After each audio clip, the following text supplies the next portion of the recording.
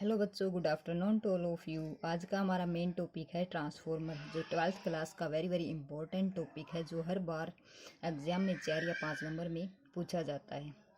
इसका मेन काम क्या होता है? अगर हम ट्रांसफॉर्मर को ऐसे रट के ना समझ कर हम अपने दैनिक जीवन में जो यूज़ होता है उस तरह से समझे कि हमारे घर में जो ट्रांसफॉर्मर लगा होता है वो किस तरह से वर्क करता है, कैसे करता है। अगर मान लो हमारे घर में जो लाइट आती है वो 220 वोल्ट यानी कि 220 वोल्ट की आती है। अगर लाइट ज़्यादा आ जाती है यानी कि उसकी जो वोल्टेज होती है वो बढ़ के मान लो 230 वोल्ट की आ गई, तो हमारे जो एलईडी बल्ब होते हैं वो फ्यूज हो जाते हैं। लेकिन ट्रांसफार्मर का क्या काम है कि वो लाइट को मेंटेन यानी कि वो हमें 220 वोल्ट ही पास करेगा। अगर 230 की लाइट आती है तो वो 220 वोल्ट ही सप्लाई करेगा। और अगर लाइट मान लो 210 वोल्ट की आ जाती है, मीन्स कम लाइट आई, तो इसका मतलब है जो ट्रांसफार्मर है वो हमें लाइट पास करेगा 220 वोल्ट की, यानी कि वो उसको हर सिचुएशन में मेंटेन रखता है। यही काम होता है ट्रांसफार्मर का। इसके बाद देखो भाई, इसका मेन प्रिंसिपल जो होता है वो क्या होता है। ट्रांसफार्मर का जो प्रिंसिपल होता है वो क्या होता है कि transformer work on A principle of mutual induction, यानी कि जो प्रिंसिपल है ट्रांसफार्मर का वो क्या है कि work on the principle of mutual induction. Mutual induction क्या होता है? जैसे कि आप लोगों की जो मित्रता है वो म्यूचुअली है, मीन्स आपस में भाई बांट के लेते हो। जैसे कि कम हो तो जैसे फॉर एग्जाम्पल कि आपके पास वही लाइट वाली बात हो गई भाई। अगर 2 से 10 वोल्ट की लाइट आती है तो ट्रांसफार्मर 2 से 20 देता है, अगर 2 से 30 की आती है तो भी वो 2 से 20, यानी कि म्यूचुअल इंडक्शंस होता रहता है इनके बीच में। इसके बाद है इसका कंस्ट्रक्शंस करने से पहले एक बार हम डायग्राम बना लेते हैं ताकि आपको अच्छे से समझ में आए। क्या कह रही है कि construction a transformer consist of 2 coil insulated from each other, यानी कि देखो भाई एक बार डायग्राम बना लेते हैं हम। डायग्राम बनाने का आसान तरीका, सबसे पहले ऐसे, इसके बाद ऐसे ऐसे कनेक्ट। बिल्कुल आसान है, ध्यान से देखना। इतना किया, इसके बाद आपको क्या करना है, यहाँ पर ऐसे लाइन लगा लेना है। ये आयरन कोर होते हैं भाई, बिल्कुल पतली पतली प्लेट बोलते हैं जिनको, ये होती है। इसके बाद ये लाइन को यहाँ पर ज्वाइन करेंगे इस तरह से। भाई मेरी ड्राइंग ऐसी ही है, देख लेना पर आप। इस तरह से बनाया। इसके बाद ये जो ये वाली लाइन है हम इसको भी इसी तरह से कनेक्ट कर लेते हैं, ऐसे डालते हैं।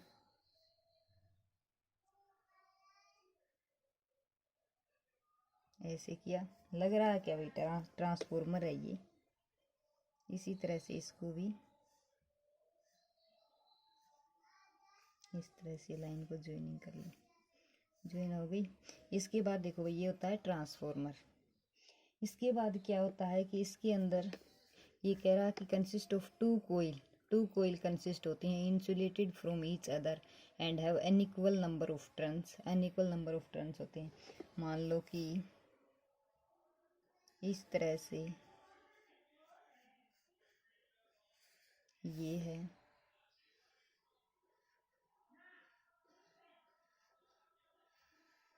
ये है।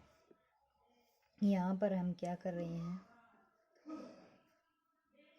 एसी वोल्टेज है ये हमारी एसी वोल्टेज, ई ले लो या वी ले लो, जो हम पीछे रजिस्टर में भी लिया है, एलसीआर सर्किट में भी लिया था उसी प्रकार। इसके बाद हम यहाँ पर क्या कनेक्ट करते हैं, ये हमारा है, हम लोड रेजिस्टेंस ले लेते हैं, RL लोड रेजिस्टेंस। इसके बाद जो हम यहाँ से वोल्टेज देंगे इसको, जो एसी अल्टरनेटिव करंट है वो पास होगा, ये वाला जो पार्ट है वो है हमारा इनपुट। याद रखना है, यहाँ से हम इनपुट देंगे और यहाँ से आउटपुट लेंगे। ये इनपुट है, ये आउटपुट है, मीन्स यहाँ से इनपुट मीन्स लाइट आएगी और ये आउटपुट है, जो हमारे घरों में पास होगी। यहाँ पर ये आउटपुट और ये इनपुट। इतनी बात याद होने के बाद हम इसको लेंगे P1। क्यों लेंगे? ये हमारी प्राइमरी कोयल है, ये हमारी सेकेंडरी कोयल है। ये जो कोयल है ये प्राइमरी कोयल है, ये सेकेंडरी कोयल है। इसको हम नेम दे देते हैं P1, यानी कि प्राइमरी 1 एंड प्राइमरी 2। ये P1, ये P2, ये सेकेंडरी S1, ये secondary S2, S1 and S2। इस वाले को जो ये है इसको नेम दे देते हैं हम NP। NP क्यों? क्योंकि because N number of turns of primary, यानी कि प्राइमरी के लिए नंबर ऑफ टर्न्स। और ये वाली जो है ये ये NP। N तो कॉमन है दोनों का, नंबर ऑफ टर्न्स, तो ये प्राइमरी के लिए और ये सेकेंडरी के लिए, इसको नेम दे दिया NS। तो भाई देखो डायग्राम में सिर्फ यही है। अगर ये डायग्राम समझ में आ गया तो मान लो कि ट्रांसफॉर्मर को आपने उड़ा दिया। देखो ये प्राइमरी है, ये सेकेंडरी कोयल है, ये सॉफ्ट आयरन कोर की बनी हुई है भाई। ये जो ट्रांसफॉर्मर बना है ये सॉफ्ट आयरन कोर का बना है। ये प्राइमरी कोयल है, ये सेकेंडरी है। ये प्राइमरी है तो इसको नेम दे दिया P1 P2, सेकेंडरी को S1 S2। ये NP क्यों लिया? ये है number of turns of primary के लिए, ये number of turns of secondary के लिए। यहाँ से हम इनपुट पास करेंगे और यहाँ पर आउटपुट मिलेगी। यहाँ से इनपुट देंगे, यहाँ आउटपुट मिलेगी। ये रेजिस्टेंस, लोड रेजिस्टेंस लगा हुआ है। यहाँ पर AC अल्टरनेटिंग करंट है। ठीक है, इतना ही था इसका डायग्राम। इसके बाद समझो भाई कि ये transformer consist of 2 coil insulated from each other and have unequal number of turns, यानी कि इसके जो नंबर ऑफ टर्न्स होते हैं वो अनइक्वल भी होते हैं। यानी कि यहाँ से जो लाइट पास होगी वो कम भी हो सकती है, ज़्यादा भी हो सकती है। जैसे कि मैंने 220 वोल्ट वाला एग्जाम्पल दिया था कि भाई 230 की भी लाइट आ सकती है। उसी प्रकार they are wound on the same soft iron core. ये किसकी बनी हुई होती है? सॉफ्ट आयरन कोर की। The coil of which alternating electrical energy is supplied is called primary coil. यानी कि जब हम अल्टरनेटिंग इलेक्ट्रिक एनर्जी को सप्लाई करते हैं, मीन्स इस पार्ट से सप्लाई करेंगे, वो पार्ट होगा हमारा प्राइमरी कोयल। और the coil from which the electrical energy output is drawn, यानी कि जहाँ से जो हम क्या करेंगे, अल्टरनेटिंग इलेक्ट्रिक एनर्जी है उसको सप्लाई करेंगे, वो तो होती है प्राइमरी। और जहाँ से हमें यानी कि मिलती है, आउटपुट मिलती है, उसको बोलते हैं सेकेंडरी। जहाँ से इनपुट देते हैं वो प्राइमरी और जहाँ से आउटपुट मिलती है वो सेकेंडरी कोयल। इतनी बात समझ में आई। इसके बाद देखो भाई कि हमारे पास एक होता है स्टेप अप, एक होता है step up. Step up means क्या होता है, क्या होगा? जो हमारा NS है ये अप है ना, मीन्स अप मीन्स ऊपर की तरफ, यानी कि बढ़ के आए लाइट। NS जो होगा वो ज़्यादा होगा NP से। ये कह रहा है कि जो स्टेप अप है वो क्या है कि इसमें NS number of secondary coil जो थी वो ज़्यादा होगा, और किससे? Number of turns of primary से, यानी कि सेकेंडरी का जो टर्न्स हैं वो ज़्यादा होगी प्राइमरी से। कैसे कि मान लो मैं यहाँ पर समझा देती हूँ भाई। ये हमारा ट्रांसफॉर्मर है, जैसे कि ये हमने लिया सेम, ऐसे रफली बना रही हूँ भाई मैं। ये क्या कह रहा है? NS हमारा कहाँ पे है? यहाँ पे। इसके नंबर ऑफ टर्न्स ज़्यादा है, मीन्स इससे ज़्यादा है, तो यहाँ पर आपको नंबर ऑफ टर्न्स ज़्यादा ले लेने हैं। ओके। और ये NP क्या कह रहा है? कम, मीन्स यहाँ पर आपको ये 3 ले लिए, यहाँ पर इसको 3 ले लिए, और ये ज़्यादा, मीन्स जो ये हमारा NP है ये NS number of turns primary के लिए, सेकेंडरी के, यानी कि ये ज़्यादा है और ये कम है। मान लो कि जो ट्रांसफॉर्मर है हमारे जो हाउस में यूज़ करते हैं, मीन्स आपके पास जो लाइट है वो क्या आई?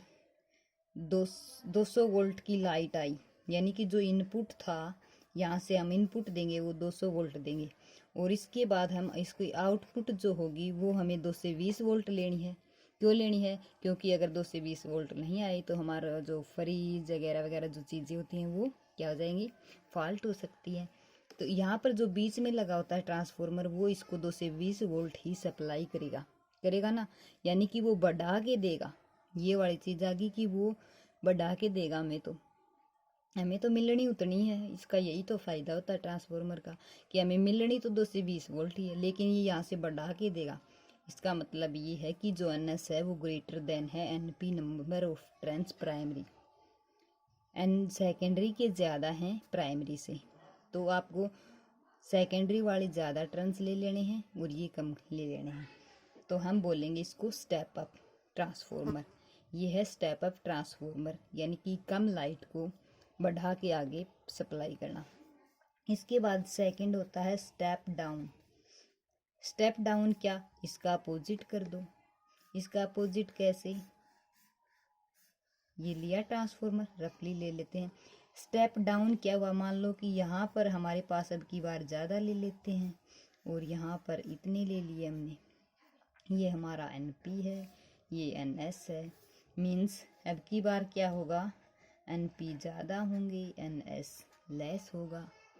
मीन्स जो नंबर ऑफ टर्न्स प्राइमरी हैं वो ज़्यादा होंगे और नंबर ऑफ जो टर्न्स सेकेंडरी के लिए वो कम होंगे। बिकॉज मान लो हमने 2 से 30 वोल्ट पास की, इनपुट दिया हमने, यहाँ से ये इनपुट है, इनपुट देते हैं 230 वोल्ट का और हमें आउटपुट चाहिए होती है 2 से 20 वोल्ट। मीन्स इसने तो 10 वोल्ट ज़्यादा दे दी। अगर 10 वोल्ट ज़्यादा दी तो हमारा बीच में जो ट्रांसफार्मर लगा होता है वो हमें पास करेगा 220 वोल्ट ही। क्यों, क्योंकि इसका तो ये वर्क होता है, क्योंकि लाइट को मेंटेन रखता है। तो इसका काम ये हो गया कि इसने घटा दी, इसने तो घटा दी भाई, 2 से 30 पास नहीं कि इसने घटा दी। मीन्स यहाँ पर इसने कुछ वर्क कर दिया, अपनी कार्रवाई कर दी और इसने इसको घटा के कम दिया। मीन्स ज़्यादा इनपुट ज़्यादा थी, आउटपुट हमें कम मिली। बिकॉज इसको बोलते हैं स्टेप डाउन ट्रांसफार्मर। क्या बोलते हैं, स्टेप डाउन ट्रांसफार्मर। इतनी बात समझ में आई। अगर ये फंडा समझ में आ गया तो समझो ट्रांसफार्मर आ गया। इसके बाद एक इसका छोटा सा न्यूमेरिकल है भाई, देखो कहाँ पर, यहीं पर कर ले क्या, अगले पेज पर यहीं पर कर लेते हैं भाई। देखो हमें पता है फ्राडेज का लॉ था, फ्राडे ने एक लॉ दिया था कि E = d∅/dt होता है। अगर ये इक्वेशन याद कर लेते हो तो ट्रांसफार्मर आ गया। कैसे, ये याद था तो हमें पता है E हमारा जो मेन फंडा है इसमें है नंबर ऑफ टर्न्स का। क्या है, नंबर ऑफ टर्न्स, यानी कि कितने कम पास हुए ज़्यादा पास हुए, नंबर ऑफ टर्न्स का है ना मेन फंडा। तो यहाँ पर हमें n लगा देना है नंबर ऑफ टर्न्स, और ये एज इट इज लगा दिया इक्वेशन सेकंड। इतनी बात समझ में आई। ये लगाने के बाद हमें वही बात लेनी है भाई, प्राइमरी के लिए अगर हम निकालेंगे तो क्या होगा, इस इक्वेशन को प्राइमरी के लिए हम P लगा देते हैं हर जगह, NP यानी कि नंबर ऑफ टर्न्स P के लिए। ये as it is equation third. इसी प्रकार हम सेकेंडरी के लिए करेंगे तो ES NS d∅/dt इक्वेशन 4। ये समझ आई। सेम इक्वेशन है, इसमें हम प्राइमरी एंड सेकेंडरी का फंडा जोड़ देते हैं। जैसे कि इसमें हम प्राइमरी के लिए EP लगा देते हैं, नंबर ऑफ टर्न्स प्राइमरी के लिए NP, उसी प्रकार ऐसे लगा दिया। अब हमें क्या करना है, इक्वेशन 4 को 3 से डिवाइड करना है। डिवाइड करेंगे तो क्या आएगा, 4th को 3rd से करना है तो ये अपॉन ये ES/EP, ES/P। अगर इसको इससे डिवाइड करेंगे तो ये वाली चीज़ तो कैंसिल, इससे इसको करें तो NS/NP = NS/NP आया। सेम S ऊपर, सेकेंडरी ऊपर, इसमें भी नंबर ऑफ सेकेंडरी ऊपर टर्न्स, इसमें P नीचे P नीचे। ये बात समझ में आई। इक्वेशन 5 ले लेते हैं। इसके बाद देखो भाई, इसके बाद क्या है, हमारा जो आया था वो आया था कि E ऊपर S, सेकेंडरी ऊपर आएगी ES, EP = आया था NS/NP। इसको हम मान लेते हैं K। क्या मान लेते हैं, K कैसे मानेंगे, जैसे कि जो हमारा P होता है वो होता है VI होता है, V = IR होता है, उसी प्रकार P = VI होता है। तो हम हर जगह, मैंने भाई LCR सर्किट में भी, रजिस्टर में भी, कैपेसिटर में भी हमें यूज किया है E = V, यानी कि हम E को भी वोल्टेज बोलते हैं और V को भी वोल्टेज बोलते हैं। तो हम इसको ले लेते हैं EI। इतना कर सकते हो।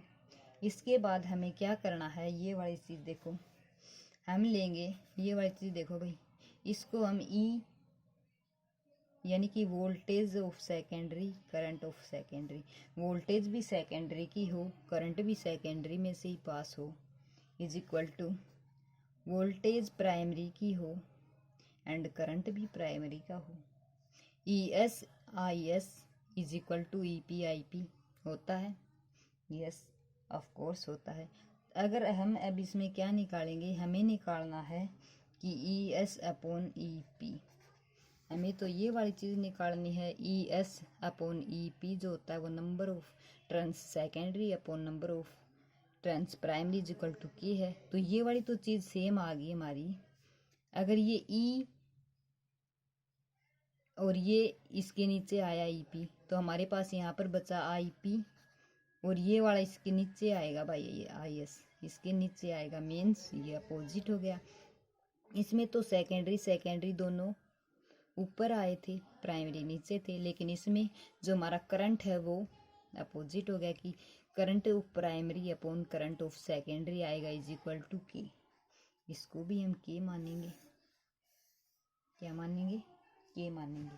ये बात समझ में आ गया, यही था भाई इसका मेन फंडा इक्वेशन 6।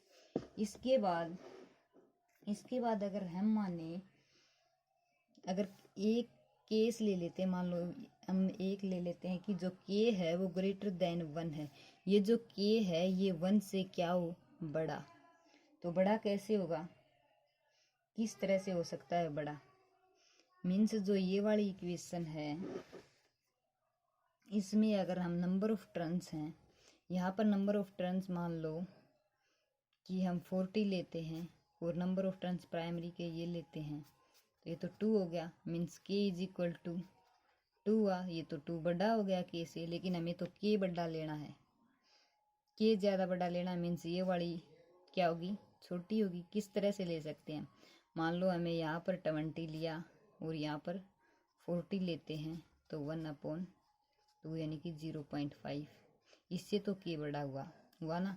तो अब हम क्या करेंगे, अगर ये सिचुएशन है तो इसमें होगा एन एस जो सेकेंडरी है हमारा वो बड़ा होगा किससे, प्राइमरी से। सेकेंडरी है वो ज़्यादा होगा प्राइमरी से, और इसी प्रकार जो ई एस है वो बड़ा होगा ई पी से। अगर के हमारा बड़ा होता है तो हमारी जो सेकेंडरी कोयल होती है वो नंबर ऑफ टर्न्स भी सेकेंडरी के ज़्यादा होंगे, इसके टर्न्स ज़्यादा होंगे, इससे नंबर ऑफ टर्न्स सेकेंडरी के ज़्यादा होंगे नंबर ऑफ टर्न्स प्राइमरी से। और इसी प्रकार इसकी जो वोल्टेज सप्लाई करेंगे वो भी सेकेंडरी की ज़्यादा होगी प्राइमरी से। ये चीज़ लेनी कि ये वाला पोर्शन बड़ा है इस वाले पोर्शन से, समझे। तो क्या होगा, हो गया बड़ा कि सेकेंडरी वाला बड़ा और ये वाला बड़ा, तो हमारी कंडीशन होगी जो कि है वो ग्रेटर देन होगा 1 से, और हम इसको बोलेंगे step up transformer. Step up transformer बोलेंगे क्योंकि जो सेकेंडरी जो होती है कोयल वो बड़ी होती है, यानी कि उसमें लाइट ज़्यादा होगी, तो वो स्टेप अप ट्रांसफॉर्मर होगा। कि हमें जो इनपुट है वो कम मिलेगी, आउटपुट अगर हमें ज़्यादा मिलती है, आउटपुट इनपुट कम हो आउटपुट ज़्यादा हो तो स्टेप अप ट्रांसफॉर्मर। और इसी प्रकार अगर सेकंड लेते हैं कि के है वो 1, यानी कि जो के है वो लेस देन हो 1 से, यानी कि ये वाली जो चीज़ है ये 1 से लेस कैसे आएगी, कैसे आएगी। मान लो ये वाली चीज़ अपोजिट कर दो भाई, प्राइमरी हमारी बड़ी हो और सेकेंडरी छोटी हो, नंबर ऑफ टर्न्स प्राइमरी क्या हो, ग्रेटर हो than number of turns of secondary से। इसी प्रकार हमारी जो वोल्टेज है ईपी, सॉरी प्राइमरी वाली बड़ी करनी है ना हमें, तो ये सेकेंडरी, इसी का अपोजिट कर दो तो ये के है लेस देन 1 से हो जाएगा, और ये हो जाएगा हमारा स्टेप डाउन ट्रांसफॉर्मर, जो मैंने पीछे यहीं पर समझाया था कि अगर क्या करोगे, नंबर ऑफ टर्न्स कम दोगे और आउटपुट हमें ज़्यादा मिलेगी, तो वो क्या होता है स्टेप अप ट्रांसफॉर्मर। और अगर ये नंबर ऑफ टर्न्स यहाँ पर प्राइमरी के ज़्यादा दोगे और सेकेंडरी में हमें आउटपुट कम मिलेगी तो वो होगा स्टेप डाउन। उसी प्रकार अगर हम प्राइमरी ज़्यादा हो तो स्टेप डाउन ट्रांसफॉर्मर होता है। इतनी बात समझ में आई। और अगर हमारा k इज इक्वल टू 1 हो तो ये जो सारी चीज़ हैं इनको इक्वल कर दो, यानी कि सभी चीज़ें voltage number of turns primary and secondary के सभी इक्वल हो तो वो क्या हो जाता है, इक्वल ट्रांसफॉर्मर। इसके बाद हम इसी पर बेसिक एग्जाम्पल कर लेते हैं। एक एग्जाम्पल कर लेते हैं, आपको अच्छे से समझ में आ जाएगा भाई। इन्होंने दिया है कि मान लो ट्रांसफॉर्मर जो है उसका रेशियो दे देता है हमारे पास NP/NS, यानी कि जो ये वैल्यू है हमारी, ये वैल्यू दे रखी है भाई, एग्जाम्पल है एक 1/400। और हमें क्या निकालना है, VP/VS निकालना है ये वाला, यानी कि हमें VS की वैल्यू निकालनी है, हमें निकालनी है VS निकालना है। तो कैसे निकलेगा भाई,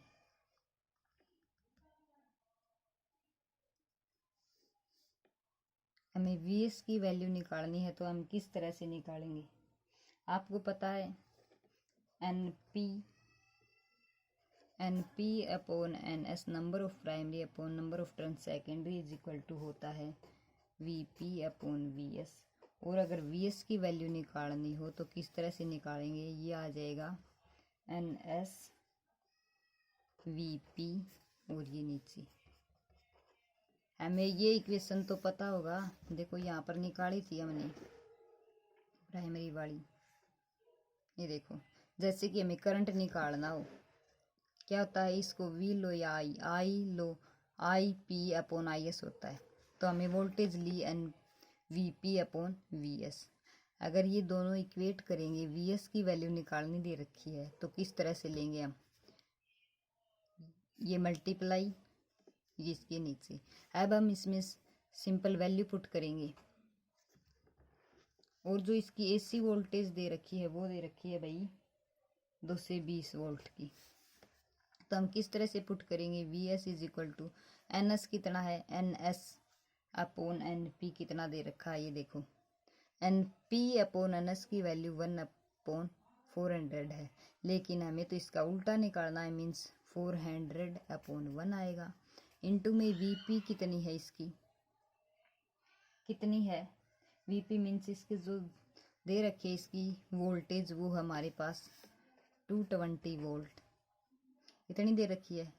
तब इसकी मल्टीप्लाई करोगे तो क्या होगा, 88,000 वोल्ट आएगा। मीन्स अगर आपको ये वैल्यू दे देता है ना कि भाई NP/NS इज इक्वल टू, या फिर ऐसे दे दे NP का रेशियो NS रेशियो होता है 1/400, तब भी हम ऐसे ही निकालेंगे। और ये निकालना दे दे तो हमें ये फॉर्मूला पता है कि NP/NS जो होता है वो होता है VP, यानी कि प्राइमरी वाले ऊपर और सेकेंडरी नीचे। तो अब हमें VS की वैल्यू निकालनी है तो VS की निकाल लेंगे, ये क्रॉस मल्टीप्लाई NP इसके नीचे। अब हम सिंपल वैल्यू पुट करेंगे VS एज इट इज, और ये क्या है NP/NS है, लेकिन यहाँ पर NS/P है, मीन्स इसका अपोजिट। तो 400 ऊपर 1 नीचे इंटू VP, यानी कि हमें कितना AC करंट वहाँ से पास किया है वो हमारे पास 220 वोल्ट, एंड इसकी मल्टीप्लाई कर देते हैं 88,000 वोल्ट। यही था न्यूमेरिकल। मुझे उम्मीद है आपको ये टॉपिक अच्छे से समझ में आएगा। सो बच्चों, ये बहुत ही इम्पोर्टेंट टॉपिक है, आपको ज़रूर से ज़रूर करना है। Thank you so much.